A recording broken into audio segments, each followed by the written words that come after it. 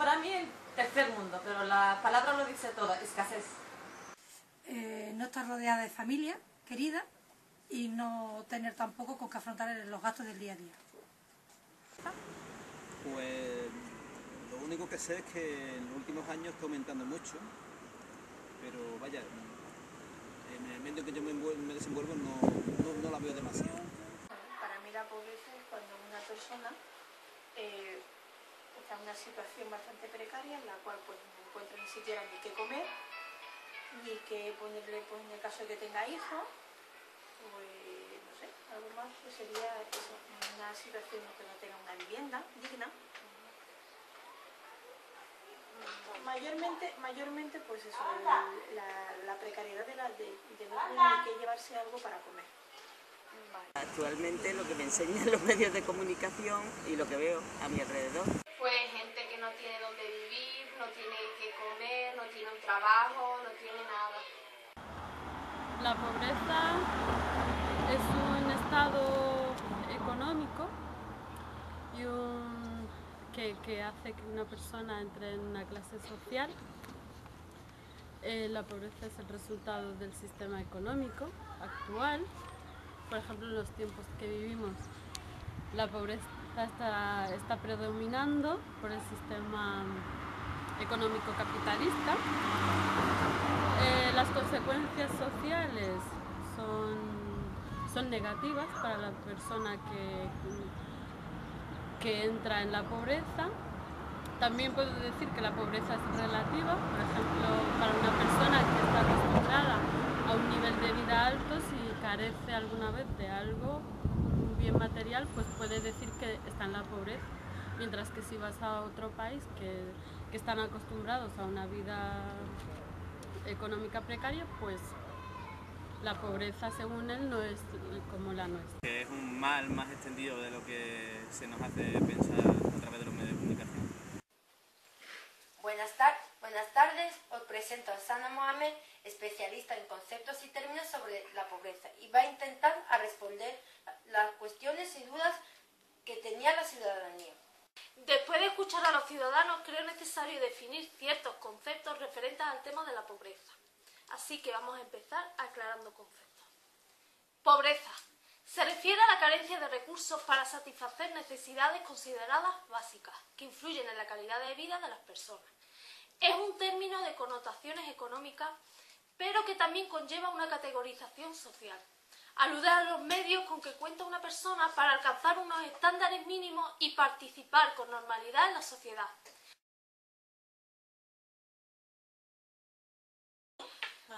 Hay dos tipos de pobreza: la pobreza absoluta y la pobreza relativa. La pobreza absoluta se refiere a una situación en la que ciertos estándares mínimos de vida, como la nutrición, la educación, la salud o la vivienda, no son alcanzados. Y la relativa se utiliza para hablar de la existencia de desigualdades y se calcula por comparación con un nivel de vida considerado estándar para la población a la que se refiere. Es decir, que el individuo, por falta de recursos materiales, no participa de los hábitos de vida considerados normales en la sociedad en la que habita. Vamos a poner un ejemplo. En España podríamos considerar pobre a una familia que no puede comprar el material escolar a sus hijos o alquilar una vivienda. Hay que saber también qué queremos decir con exclusión social y la relación que tiene con la pobreza. Exclusión social. Se considera que este término supera el de la pobreza, en el sentido de que no se define en términos puramente económicos, sino de un tipo más amplio de participación en la sociedad. Es como un proceso de pérdida de integración o participación del individuo en la sociedad, y con un ejemplo lo vamos a ver mejor. Debemos saber que la inclusión social es un proceso que asegura que todas las personas tienen las mismas oportunidades y recursos necesarios para participar plenamente en la vida económica, social y política, y para disfrutar de unas condiciones de vida normales. Está relacionada con la integración, con la cohesión y con la justicia social. Por lo tanto, una sociedad inclusiva asegura la garantía de derechos humanos, la dignidad y la integración. Creo necesario definir otro concepto que está relacionado con la pobreza, y es la vulnerabilidad. Es un concepto utilizado para describir una zona intermedia entre la integración y la exclusión social. Una persona vulnerable es aquella cuyo entorno personal, familiar o económico padece alguna debilidad y en consecuencia se encuentra en una situación de riesgo que podría desencadenar un proceso de exclusión social. Y ahora vamos a profundizar más en el tema y vamos a hablar de las políticas sociales sobre la pobreza. Es un tipo de política de actuación que da forma al estado de bienestar.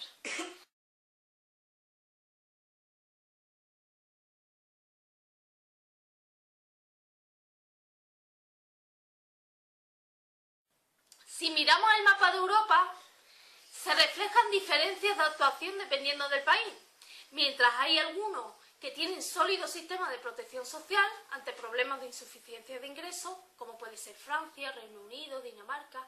Otros tratan de garantizar unos ingresos mínimos claramente insuficientes, como es el caso de España.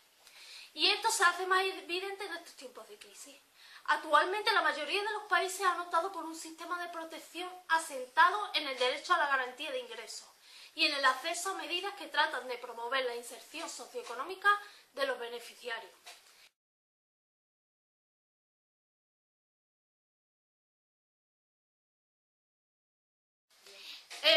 En el caso de España se trata de uno de los pocos países que no cuenta con un instrumento general de protección económica de los hogares con menos recursos. Las medidas que se toman aquí son las siguientes: el subsidio de desempleo por una parte y las pensiones no contributivas por otra. Las pensiones no contributivas son las de vejez, las de viudedad, las de invalidez, etcétera.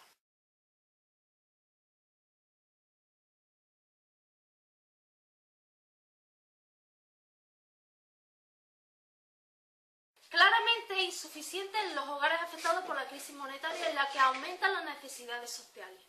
Hay un severo aumento de las demandas de protección, corroborado por el desbordamiento que han sufrido los servicios sociales. Perdón.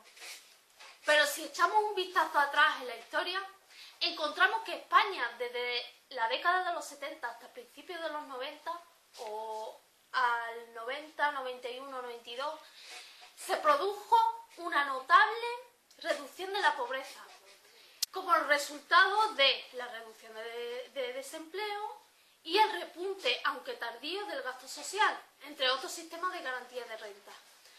Aunque la hipótesis natural debería haber sido la de reducción de la pobreza hasta el inicio de la crisis, dado que España desde mediados de los 90 se mostró una tasa alta de crecimiento económico y una gran capacidad de creación de empleo, no fue así. Y resulta difícil determinar el por qué.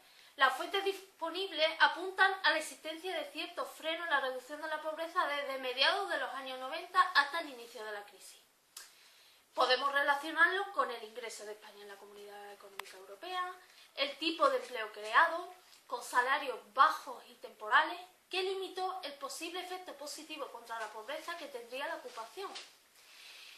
En estos tiempos, solo un 52% de la población española que se encontraría bajo el umbral de la pobreza, con sus propios recursos evita esa situación gracias a las transferencias sociales, entre 10 y 20 puntos menos que en países como Francia, Dinamarca o Reino Unido, como he dicho antes.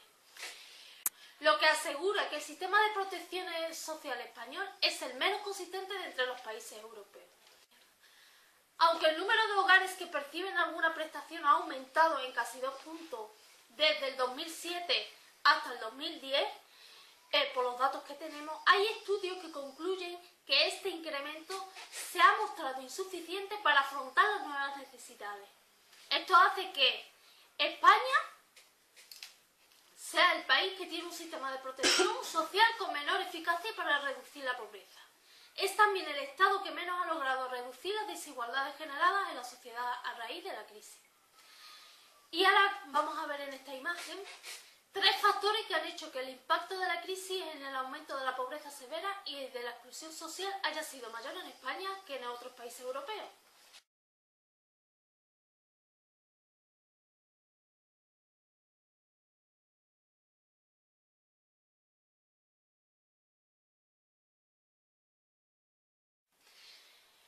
conclusión, profundizando en el tema, podemos decir que el estado de bienestar español ha reaccionado aumentando su capacidad de cobertura, pero está comparativamente muy por debajo del resto de los países a la hora de reducir la pobreza con transferencias sociales, debido a las cuantías notablemente más reducidas de las prestaciones, su distribución desigual y el carácter limitado en el tiempo de muchas de ellas.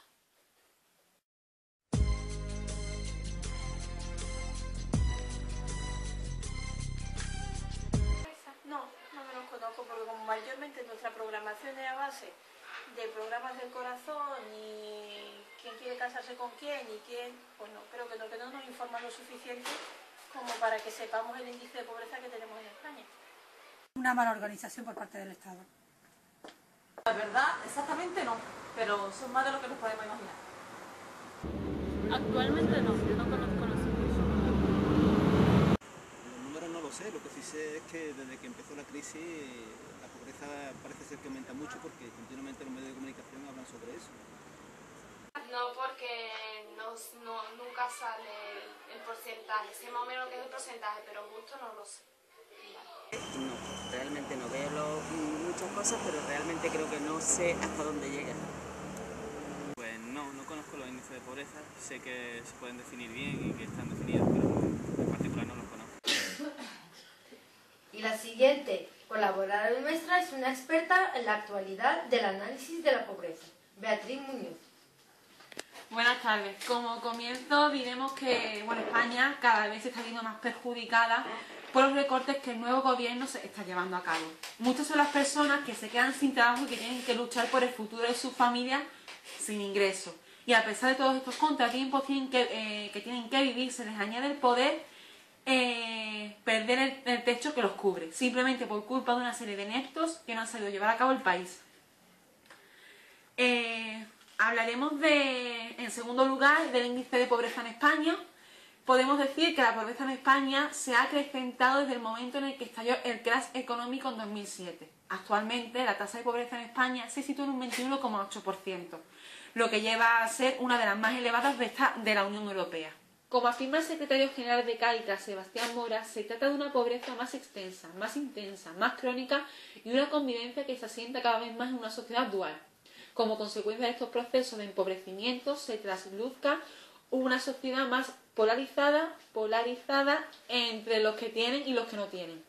El aumento de la precariedad se va confirmando, además por el incremento de personas atendidas por los servicios de acogidas de Cáritas que pasaron de ser 400.000 en 2007 a 950.000 en 2010. Es preocupante el caso de los trabajadores pobres, es decir, de personas que aunque tienen empleo están por debajo del umbral de pobreza. En España hay 940.000 personas en esta situación, en condiciones de privación material severa. En el caso de la vivienda, a pesar del importante auge de la construcción de los últimos años, no se ha facilitado en igual ritmo al acceso de la misma. El acceso a este derecho supone todavía un importante esfuerzo para las familias, al que tienen que dedicar un 36,1% de sus ingresos. Un indicador que ilustra muy bien la evolución de este derecho en España es el número de sentencias de ejecuciones hipotecarias, que en 2010 fueron casi 100.000 y multiplicaron por 4 los registrados en 2007. Después de haber hecho referencia al tema de la vivienda, ya que hoy en día está muy por encima de otros temas, quiero terminar con 12 datos que dieron la alarma de la pobreza en España. El 21,1% de la población española vive por debajo del umbral de pobreza en 2012. Este leve descenso se explica por la estabilidad de los ingresos de los mayores de 65 años. El resto de la población empeora. En segundo lugar, podemos decir que la situación de los hogares más desfavorecidos se agrava. El porcentaje de hogares españoles que llegan a fin de mes con mucha dificultad alcanza el 12,7% frente al 9,8% en 2011. Los ingresos medios anuales de los hogares españoles alcanzaron 24.609 euros en 2012, con una disminución del 1,9% respecto al año anterior. La tasa de pobreza disminuye entre los mayores de 65 años, influye su inmunidad a los vaivenes inmobiliarios, ya que la mayoría ya tiene su vivienda en propiedad, según el Instituto Nacional de Estadística. La tasa de pobreza aumenta entre las personas de edad de trabajar entre 16 y 64 años, pasando de un 19,4% en 2010 a un 21% en 2012. Como hemos dicho, 1 de cada 4 menores de 16 años se sitúa por debajo del umbral de pobreza.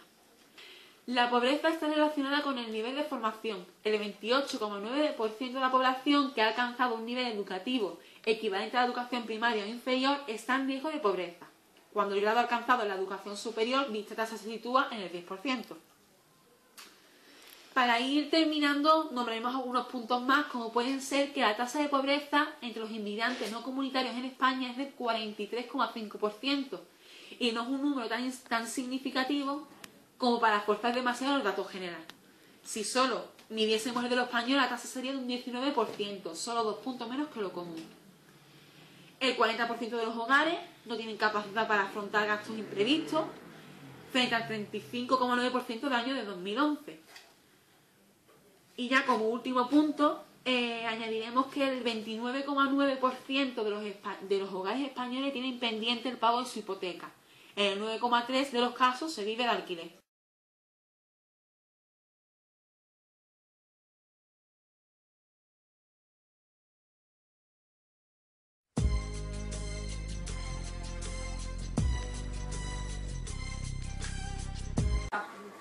Podría repetir paralización en todo, en avance tecnológico, medicinal, todo. Creo que sí, yo creo que justamente desde los años 90, perdón, desde los años 80, en que se instauró este liberalismo económico tan atroz que ahora padecemos, primero en Norteamérica y en Gran Bretaña, de modo simultáneo, como se ha extendido al resto de Europa, y lo que está haciendo es crear mucha pobreza entre la gente más pobre y más riqueza entre la gente más rica. Robo, la delincuencia en sí.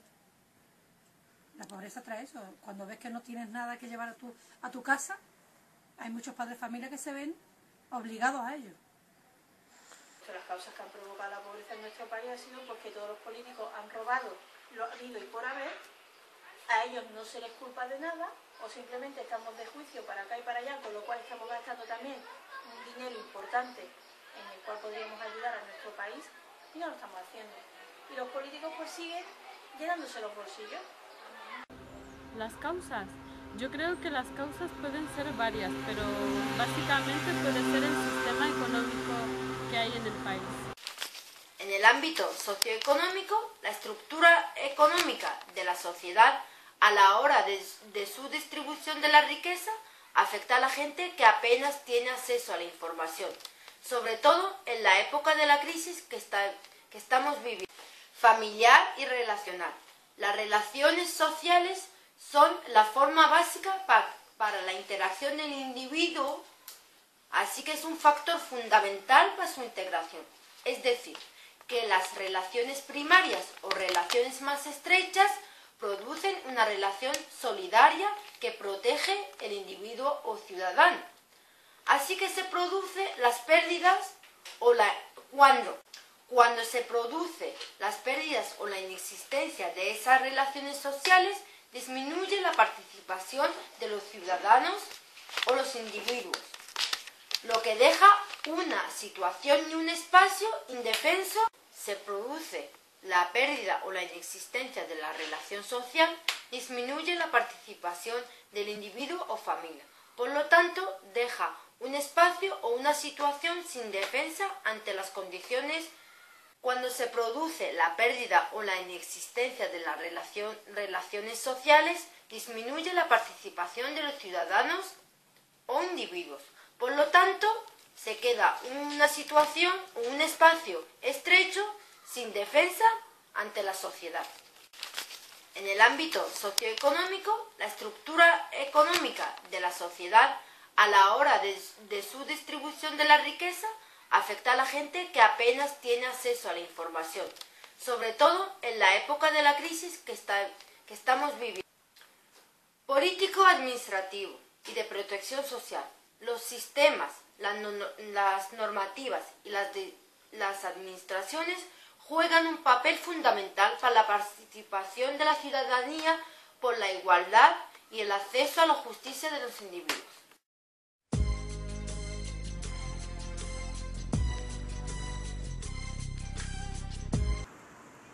Más bien, yo creo que lo que conocemos es qué es lo que genera pobreza, ¿no? El analfabetismo genera pobreza, la desinformación genera pobreza y sobre todo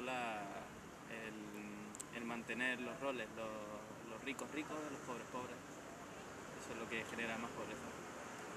Las consecuencias que vienen detrás de la pobreza, pues cuando ya creo que llegamos al límite en que tenemos que robar, en el cual la gente pues ya tiene que atracar, pues incluso, no sé, pues imagínate un banco, o simplemente el mero hecho de ir a un supermercado y tener que robar leche, aceite y unos macarrones para poner qué comer a sus hijos.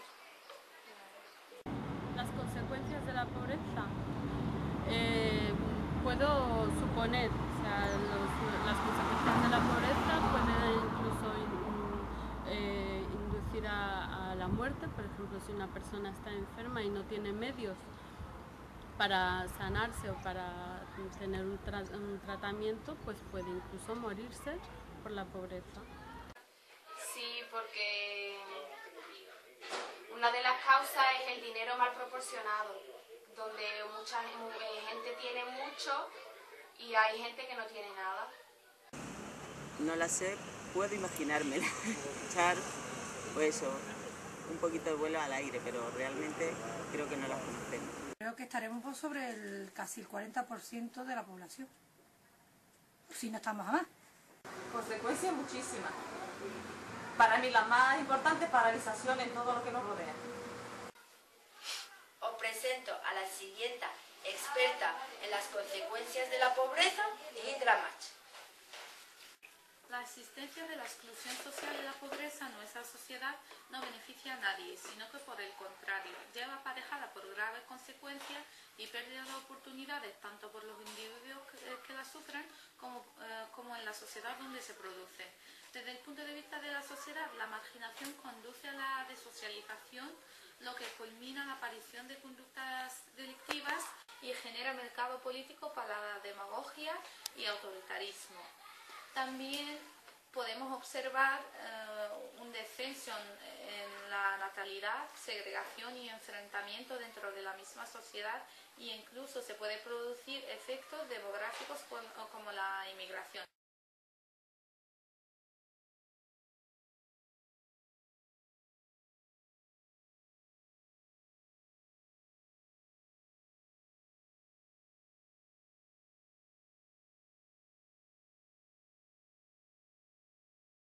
Estamos viendo ahora en época de crisis en España, observamos que hay muchísimas personas que emigran a otros países donde hay mejores oportunidades de trabajo y mejores condiciones de vida. Desde el punto de vista económico, pues hay ciertos segmentos de población que no participan en la estructura productiva, ni producen ni se benefician de la producción. Eso es una pérdida en términos potenciales del capital humano. También se suele ir asociado a la participación de economía sumergida y desequilibrio en la distribución de riqueza. Desde el punto de vista de la democracia, podemos ver que se quiebran los principios de igualdad y la garantía de los derechos fundamentales y el principio de la participación ciudadana, donde aparecen problemas en la política y en los puestos de administración.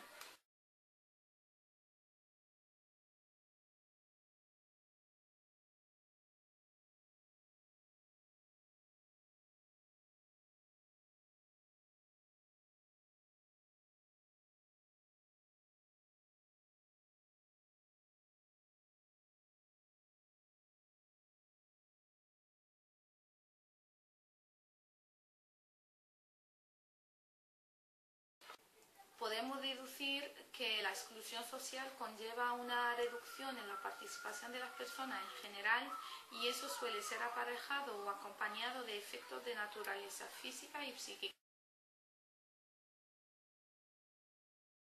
Desde el punto de vista físico, podemos ver que la falta de participación en los sistemas comunes del desarrollo y convivencia puede ir acompañado de grandes problemas como mala nutrición, mala salud y mayor mortalidad.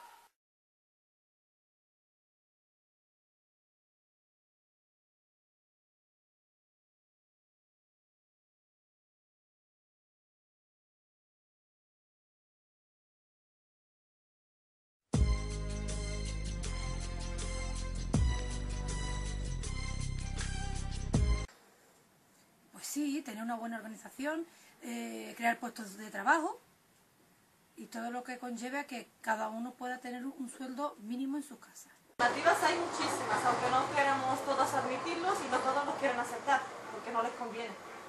Alternativas hay muchísimas y se nos pueden ocurrir a muchos. Evidentemente, si tuviéramos la solución ya estaría implementada, pero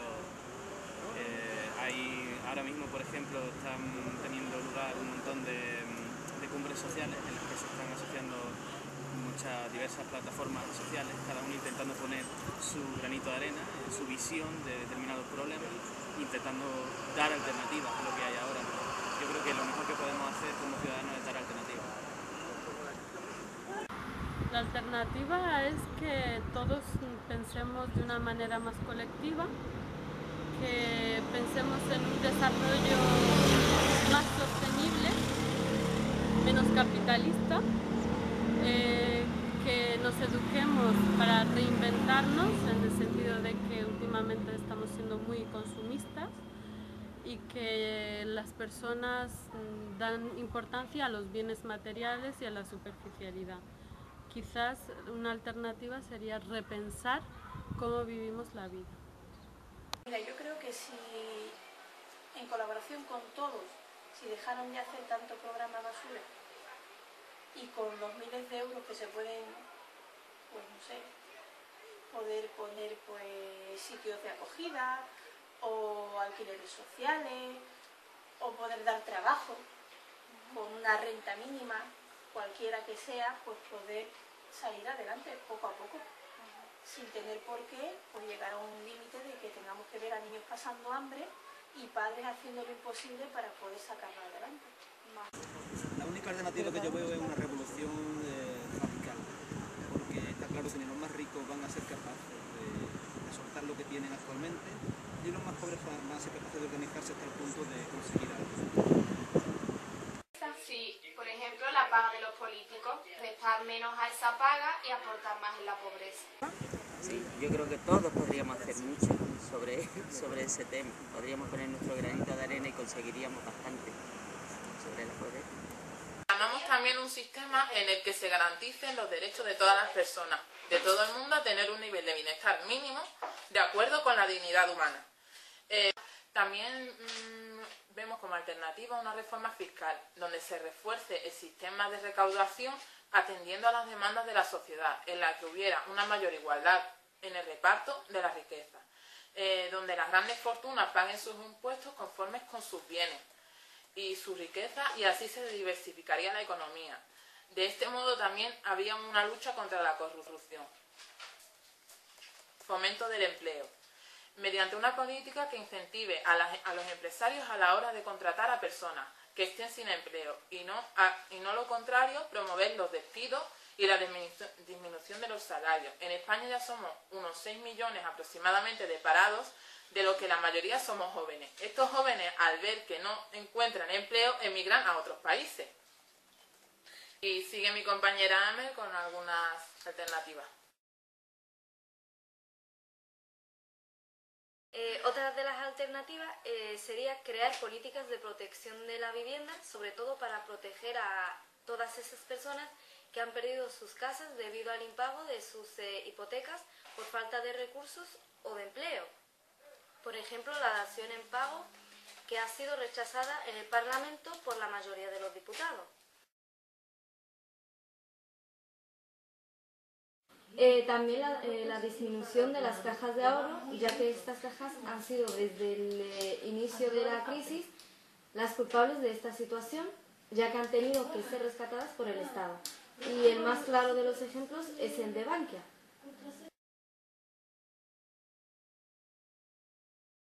la educación es sin duda un punto primordial para solucionar la desigualdad social, y esta tiene que ser gratuita, ya que hay quienes no pueden enviar a sus hijos a la escuela y por lo menos a la educación básica.